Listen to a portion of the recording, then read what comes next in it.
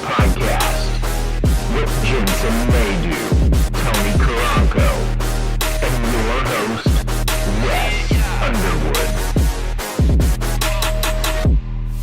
And welcome into the Sports Timeout Podcast, brought to you by Jeffersons. 75-cent boneless wings on Wednesdays, or my favorite, free fried pickle Fridays. Definitely going to be heading there after work today. Got to get some of those free fried pickles. But also brought to you by Robert's Integrative Dentistry in Joplin. Ready for a wider, straighter smile this Valentine's Day? Be sure to schedule your appointment today at 417-622-0404. Impress that special someone or schedule that special someone with you. And you both can go get your teeth cleaned as kind of like a romantic gesture, maybe. But I suggest you either be married or with your special someone for more than a year, because if you do that, they might take it the wrong way. I mean, I just kind of went south with that, but yeah, hey, whatever. It's a good gift. Wider, straighter smile. Yeah. And you meet a new dentist maybe, or I don't know. Yeah. Wes Underwood, Jensen, how are you? I'm doing well. Today's been a good day so far. What about you? Man, I'm ready for the weekend. Hasn't I really feel been a long week. I got out Tuesday for a nice day. Wasn't nicey up here, but I guess it was down in Mack County. So we'll take it. yeah, I stay, and then 3-day week. So Dang. And you're ready yeah. for the weekend? Yeah, I am. It's been a long week. Had to get some stuff done in between there, and our AC and heater went out during that ice storm the week before, so I had to be here for us to get a new one. So Yikes. Been fun. Do not miss that. Before we get started, make sure to hit that subscribe and follow button on YouTube. And get right to it. Ghetto Tacos NCAA talk. And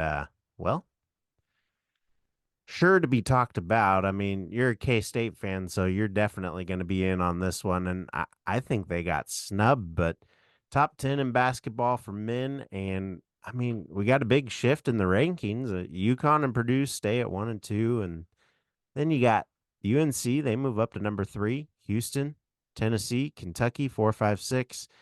Kansas stays in the top 10 at 7. I mean, right now, I don't think they're a top 10 team. I think they have a little bit more proving to do. But, then you got Auburn, Arizona, Illinois. And, my big question is Texas Tech. They're at 20, right? They're leading the Big 12 right now after K-State's loss on Wednesday. And, but K-State not even in the ranks. I mean, being tied for the top of the Big 12 up until yesterday, and now they're with Kansas in the win-loss column. And, I mean, Houston's at number 4. They're third in the Big 12, but they're at number 4 in the rankings. And then Iowa State ranked at 23. Baylor at 15. OU at 11. I mean, maybe they're thinking too many Big 12 teams. I don't know. And then, but yeah, K-State not ranked, though. It's weird because K-State beat Baylor.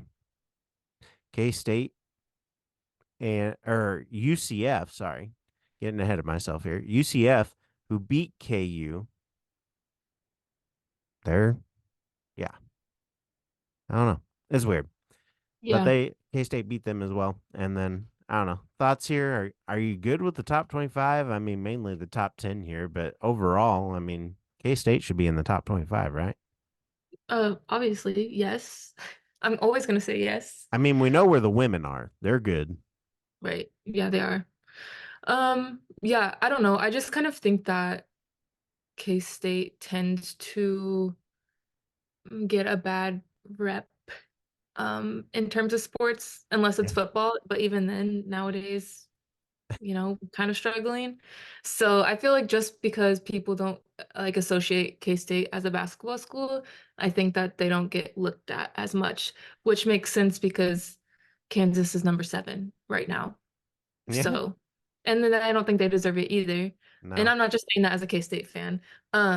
just as a But sports because fan in general, I agree. yeah, and just because they're a basketball school, I feel like they get an upper hand in the rankings. A little So bit. I feel like it's just politics, to be honest. Missouri Southern, we feel you right now on the women's side because it's definitely politics. You guys have the toughest schedule in NCAA Division II, and you're on an 11-game winning streak right now, and top the MIAA. And I mean, you're getting snubbed just like this team is. So Yep, radar detected, and Missouri Southern is on revenge tour again. So. always.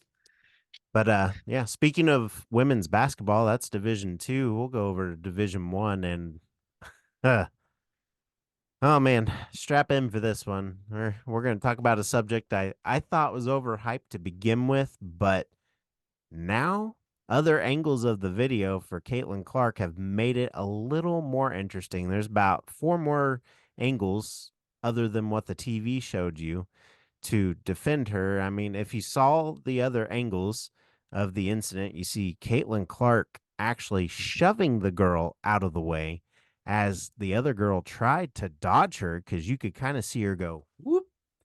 But I mean, I think Caitlin Clark is the crying wolf here. She showed her frustration for sure on the fan, making it look like the security team didn't do their job. I mean, they rushed over as fast as they could afterward. But then, yeah, crying wolf. I mean, she was quoted saying she was hammered and blindsided. This is Caitlin Clark. I mean, and then she goes, it was pretty scary and could have caused pretty serious injury to me. Not only is that a selfish statement because she didn't send her condolences to the fan at all, but this comes after a tough loss. And I mean, I called it at least 3 to 4 losses this season for them, and they're heading that direction. But I don't know. Her arms flopped like you see LeBron do.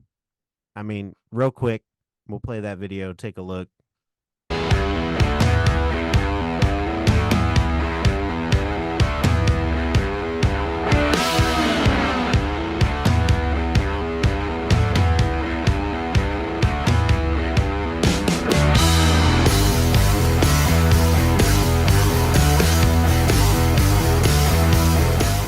I mean, you be the judge. So, I mean, what are your thoughts on this after watching the video? I mean, the head doesn't move.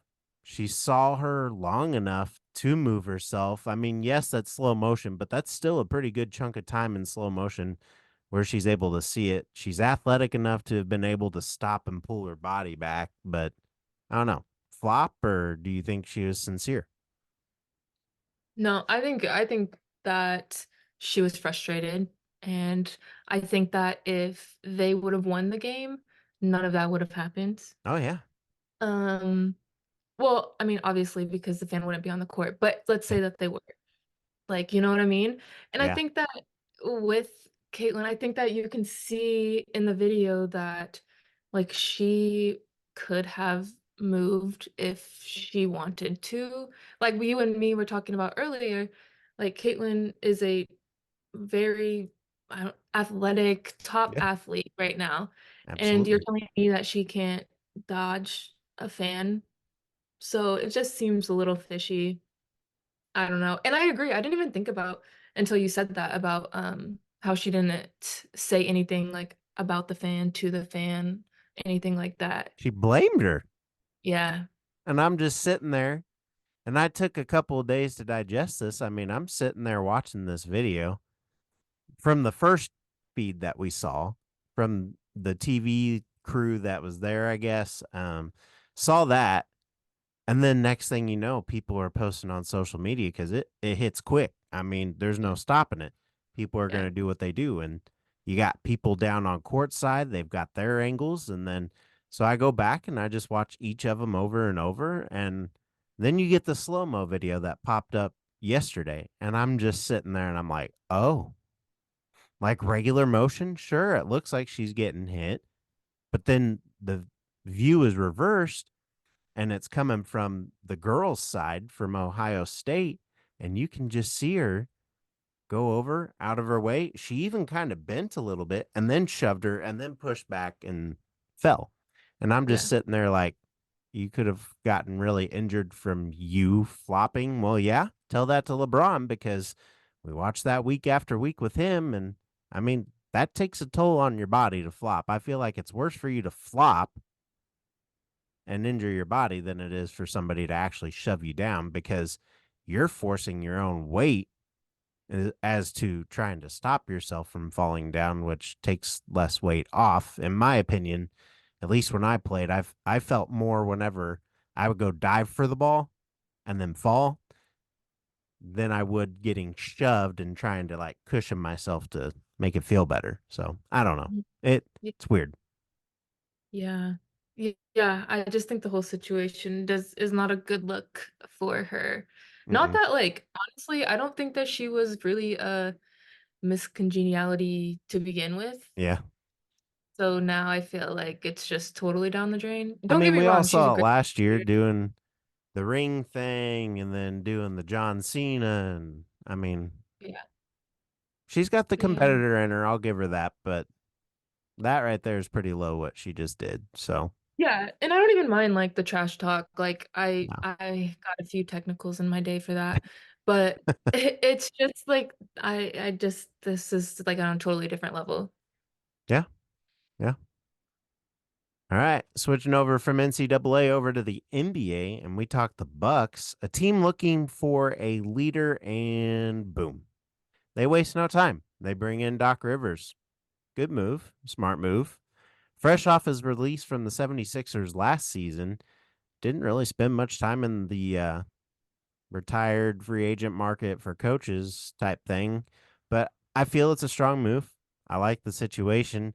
Despite having the second best record in the Eastern Conference, the Bucks fired Griffin only 43 games into his head coaching career, largely because the organization came to believe it could find an upgrade who gave them a better chance to compete for a championship. And sources said, based on Rivers' accomplishments and the availability, General Manager John Horst planned to pursue him and persuade him to take the job and chase his second NBA title as a coach. I mean, this could be fun for the rest of the season for the Bucks, but what are your thoughts here? Like ousting a coach 43 games into his coaching career and just be like, Right. "Yep, we got this guy. He's sitting here. See you, man. Like, we're not even going to offer you an assistant coach position. No, you're not even going to be a bench coach or you're a free agent. Go." And then, like, that just gives him the energy to, like, go hype up another team and coach better there and beat the Bucks. So, Mhm.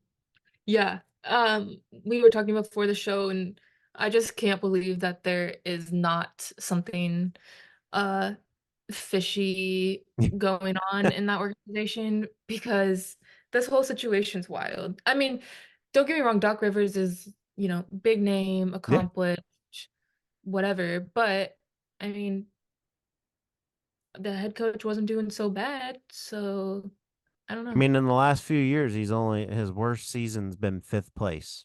So, Yeah, and then and last 3 years with the 76ers, he made it to the semis. So, yeah, I mean, I guess I would take that with, I mean, you don't know what the other coach would do. So, right, yeah. smart Yeah, decision, but also kind of a, like what really happened, obviously. But yeah, yeah, smart but shady. yeah, just a little bit, just a little bit. Agree. Next up, we talk NFL and we talk AFC West. First off, congrats to Mahomes on his sixth straight AFC championship game in his sixth season as quarterback. Yep. Kudos. Kudos. I mean, it's hard to do. I don't think anybody's done it. I'm going to have to go look at that stat too. I don't think anybody else has done that. I mean, Brady may have been close, but I don't think anybody else. I guess Brady was there 8 times, but 6 straight seasons from beginning to where he is now and only being in 6 seasons. So Right. I don't think anybody else has done that. I Yeah, really that's don't. an insane stat. Yeah, definitely, definitely. But then also, congrats to the Raiders for keeping Pierce. I mean, I love his energy. I love what he did with the team. He came in as the interim coach, barely missing the playoffs, and moving to his third string quarterback after Garoppolo didn't work out. And I actually don't even remember who quarterback number 2 was, to be honest. But he didn't work out either. Then you beat the Chiefs. I mean, crazy. But yeah, I can say the division will be fun next year, though, for sure. And Yeah. boom. Also, the Chargers hire Harbaugh.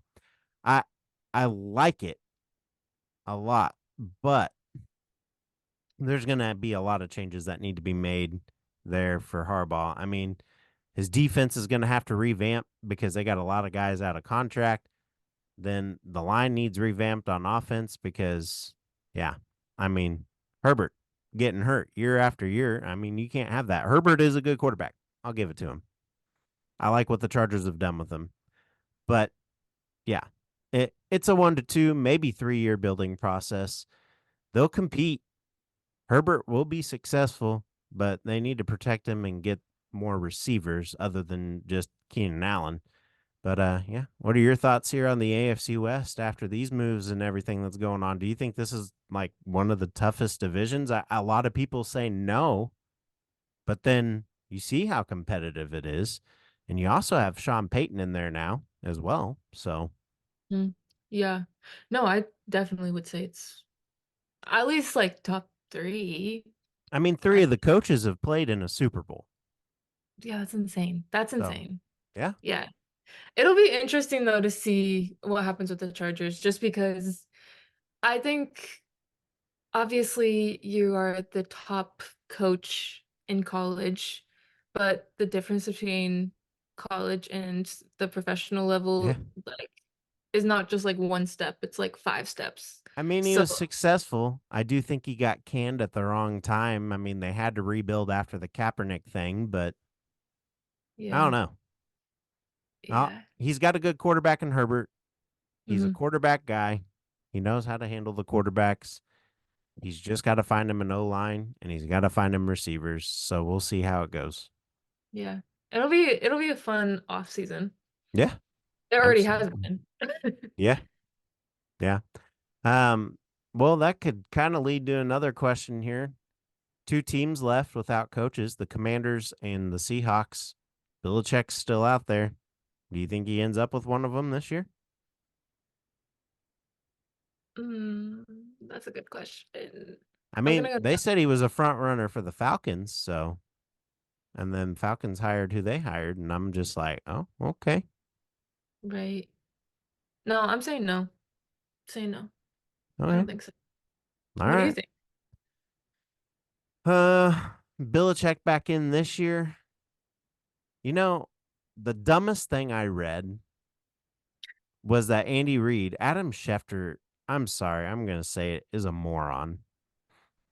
Falsifying the Kelsey retirement, didn't even get that right on the nose, didn't even hear the correct things that came out of the locker room.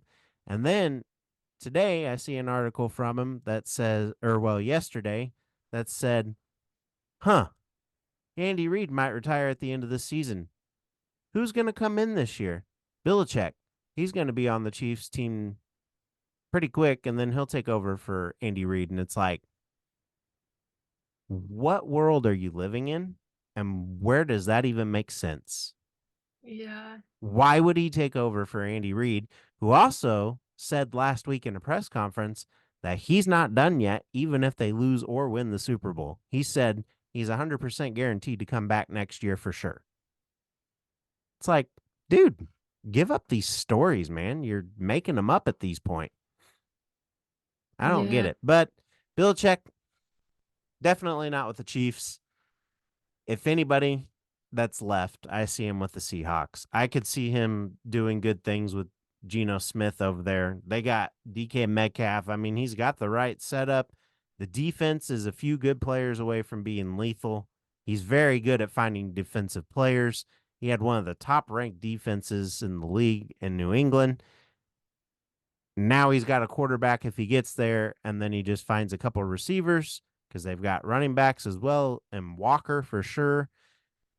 I don't know. That's where I see him going if he goes anywhere.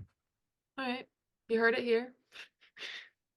Yeah, I'll stand on that.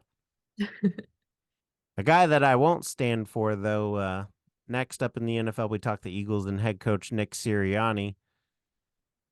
Dude won the Super Bowl in Kansas City. I mean, came back, cursed all the fans, and after he did that, went 1-6 in the final 7 games. And I mean, now he's vowing to reprove himself after the team's collapse.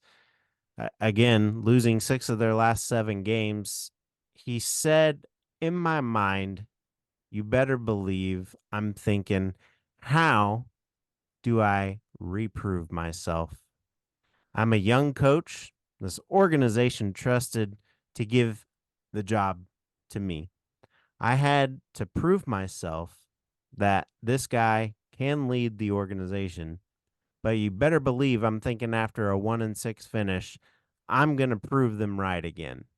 I mean, do you think he can get it done next year? Or do you think he lets all this, what's going on right now, just kind of take over his mind, overthinks it, and the team falls apart? Where are you at on that? I mean, I hope that he turns it around because he's talking a big game. So, It is a big game. And I mean, that's why I bring it up. Like, you yeah. don't just say that. Right, right. That's bold. That's bold. Um, so I hope for his own sake, but I feel like normally when people um are trying to be heard this much that they need to prove it to themselves and then they get in their own head and it can spiral. So Yeah. I'm Kind of gonna like say Tyreek Hill. Big talk up against the Chiefs in 2 games he got shut down. Yeah, he had a touchdown out of one of them, but that's fair. Yeah. I don't know. Yeah. I compare them because both of them had the mindset to go into Kansas City this year and dominate. Yeah, Sirianni came out on top. Good job. Good job. But then I guess you just let that get the best of you after that because you got so hyped up. You didn't even really think about the rest of the season because you were at 10-1 at that point. So, I don't know. Yeah. Weird. Weird again. Yeah. So, um I do. I believe that he lets this take over his mind. I think he's going to have a lot to think about. I do believe Kelsey comes back one more year. This team will get it somewhat together, but I mean, really, the AJ Brown effect. I mean, he hasn't done very much production in the postseason, and then yeah, I don't know. We'll see. We'll see. I mean, they got a top tier offense. They got one more year. And Kelsey, I think Kelsey will give it one more year. And then after that, if they don't do anything, I think he's done. So, I agree with that. all right. Next up, we end our topics here with the UFC. And this is the biggest fight since Holm and Rousey. Kayla Harrison joins the UFC and will make her debut against Holly Holm at the UFC 300. 2 accomplished athletes here in women's combat sports. Harrison is a 2-time Olympic gold medalist in judo and a 2-time PFL champ. And then Harrison is also 16-1. Holm is 42. She is taking on a 33-year-old. So let that age difference there sink in. I mean, that's quite a bit of a difference in 9 years. Holm is also, though, 4-1 in her last 5 fights. Her loss that she had was a split decision. She's 15-6-1 overall. What are your thoughts here? Do you think it will be a good fight? Do you think that Holm can make it interesting, or do you think that Harrison will just take over just based on age? And then, I mean, 16-1, that's nothing to frown about. And you're an Olympic gold medalist, and you've done PFL champion. I mean, that's crazy. It's impressive. Um, No, I think they'll make it like worth watching. I Yeah, don't think that they would have this much hype around it if they didn't think that. get a little BetMGM on there. Right. Yeah. I don't know, maybe. We'll see. Hey, too bad Tony's not here because he could probably give us our odds on that one. Yeah, way better than either of us, for sure. Absolutely. Yeah. Oh, well, maybe we'll have a Tony sighting here in the final couple seconds, but we'll see. We'll see. We now head into the local sports update brought to you by Trackside Burgers. They're open at 1515 West 10th Street. Go get one of Chef Mike's specials this weekend. They're worth it. They're definitely worth it. And on the boys' side of basketball, right now, Joplin will host St. James Academy tomorrow at 4 p.m. Carthage will head to East Newton tonight and play at 7:30 p.m. And then on the girls' side, Carthage will head to Mack County at 6 p.m. CJ will be playing in the I-44 Ladies Classic along with the Joplin Lady Eagles. And that's it for high school sports this weekend. A lot of makeup games to come after all those ice days and snow days. And yeah, but head into the 2-minute warning brought to you by Hot Stone Pizzeria. Not feeling like cooking this weekend? Go grab some pizza by the slice over there. Only Wednesday through Saturday. MSSU women still on the streak. They're at 11 now as they stay home this weekend. They will host Rogers State tomorrow at 1:30 p.m. The men will follow. And yeah, excited for that one. We have an interview coming in tomorrow from actually a commit to the Riverhawks. So be prepared for that one.